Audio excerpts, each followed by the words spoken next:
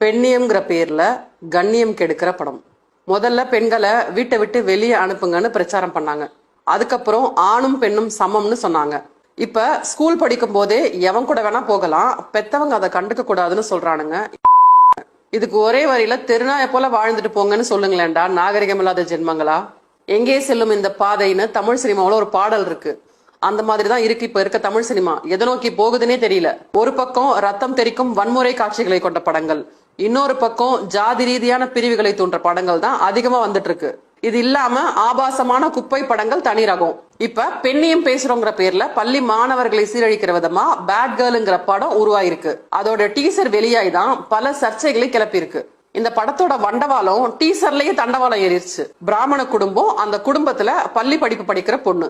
அவ ஸ்கூல்ல லீடரா இருக்கிறத விட பாய் ஃப்ரெண்ட் இருக்கிறதா மாசுன்னு சொல்றா.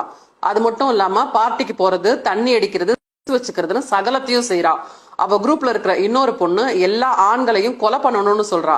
அதுக்கு இன்னொருத்தி எல்லா ஆண்களோடையும் வச்சுக்கணும்னு சொல்றா. என் இஷ்டப்படிதான் இருப்பேன், வீட்டுல பெத்தவங்க கண்டிச்சா நீ எதை செய்யக்கூடாதுன்னு சொல்றியோ அதை தான் நான் செய்வேன், என்னை தடுக்க நினைச்சா நான் அந்த பையனோட ஓடி போயிடுவேன், தற்கொலை பண்ணிக்குவேன்னு மிரட்டுற காட்சிகளும் டீசர்ல இருக்கு.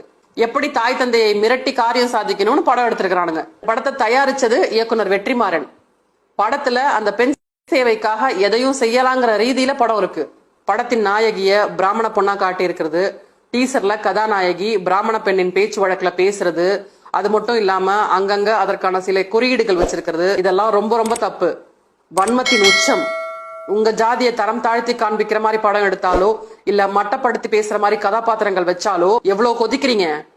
ரத்தம் சூடேறுதுல, நாடி நரம்பெல்லாம் துடிக்குதுல, அதுதானே அவங்களுக்கும் இருக்கும். எந்த பிரிவினரையும் தரம் தாழ்த்தி தரக்குறைவா அடையாளப்படுத்துறதுக்கான உரிமையை உங்களுக்கு யார் கொடுத்தா?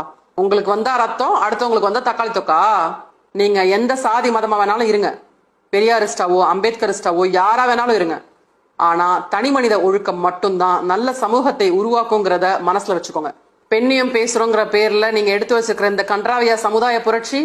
இதுல இன்னொரு கொடுமையான விஷயம், இந்த படத்தை இயக்கி இருக்கிறது வர்ஷா பரத்ங்கிற ஒரு பெண் இயக்குனர். இந்த படத்தோட டீசர் வெளியீட்டு விழால அவங்க பேசும்போது பெண் என்றால் பூ, பத்தினி, தெய்வம், தாய்னு நிறைய விஷயங்கள் இருக்கு, அதையெல்லாம் தூக்கி சுமக்க வேணாம்னு நினைக்கிறேன்னு சொல்றாங்க. உடனே அங்க இருக்கிறவங்க எல்லாம் கை தட்டி ஆரவாரம் பண்றாங்க. பெண் பிள்ளைகள் நல்லா படிச்சு திறமசாலியா வரணும்னு அந்த படத்துல காட்டல, கட்டுப்பாடுகளை உடைச்சிட்டு எப்படி வேணா வாழ்ந்துக்க, அதுதான் சுதந்திரம்னு காட்ட வருது. 2 நிமிஷம் டீசர்லயே இவ்வளவு கன்றாவியான விஷயங்கள் இருக்குன்னா அப்ப மொத்த படத்திலையும் இன்னும் என்னென்ன கேவலத்தெல்லாம் சொல்லி வச்சிருக்காங்கன்னு தெரியல. பெண்ணியம் பேசுறோங்கிற பேர்ல ஏன் இந்த மாதிரி படத்தை எல்லாம் எடுக்கிறீங்க? நீங்கெல்லாம் பெண்ணியம் பேசலன்னு யார் ஒப்பாரி வச்சா? படிப்பு தான் உன்னை காப்பாத்தும், நல்லா படி, முன்னுக்கு வான்னு சொன்ன வெற்றிமாறன் இன்னைக்கு பணம் புகழ் வந்ததும் சமூகத்துல இப்படி ஒரு கேவலமான சிந்தனைகளை விதைக்கிறாரு. என்ன முட்டாள்தனம் இது வெற்றிமாறன்? இப்படி ஒரு படத்தை தயாரிக்க உங்களுக்கு வெக்கமா இல்லையா?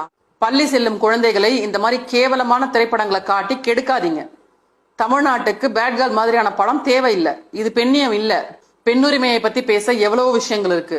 அதையெல்லாம் விட்டுட்டு குடிக்கிறது, சிகரெட் பிடிக்கிறது, பாய் ஃப்ரெண்ட் வச்சுக்கிறது, அவங்களோட ஊர் சுத்துறது, சல்லாபத்துல ஈடுபடுறதுன்னு பெண்ணியம்னா என்னன்னே தெரியாம ஆபாச படத்தை எடுத்து வச்சிருக்கீங்க. கதை இல்லாதவங்க தான் சதையை வச்சு படம் எடுப்பாங்க. இதுவும் அப்படிப்பட்ட படமா தான் இருக்கு. இதுக்கு எப்படி சென்சார் சர்டிபிகேட் கொடுத்தாங்கன்னு தெரியல.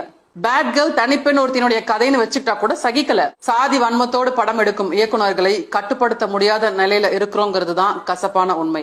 மொத்தத்துல பெண்ணியம்ங்கிற பேர்ல கண்ணியம் கெடுக்கிற படம் தான் பேட் கேர்ள். அது தமிழ்நாட்டுக்கு தேவையில்லை. Ban bad girl. தொடர்ந்து இணைந்திருங்கள் தீனுல் ஆஹிராவுடன். அஸ்ஸலாமு அலைக்கும்.